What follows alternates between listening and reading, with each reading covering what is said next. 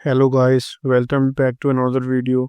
In this video I will tell you how can you write a program in Python to print odd numbers from 1 to 20 using while loop. So first you have to declare a variable I, and the first number which is odd is 1. So I have store 1 in I, and then I will declare while. So while I is less than equals to 20, I will print I, and I will increase by 2.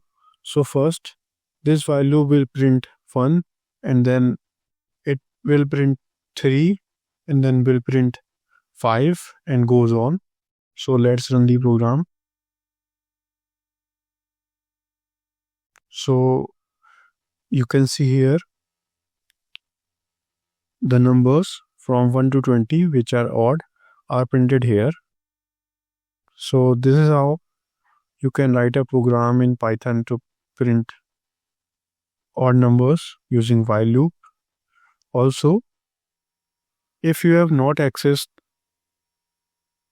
the playlist, this playlist, I want you all to access this, as I'm making the videos from scratch to the advanced level.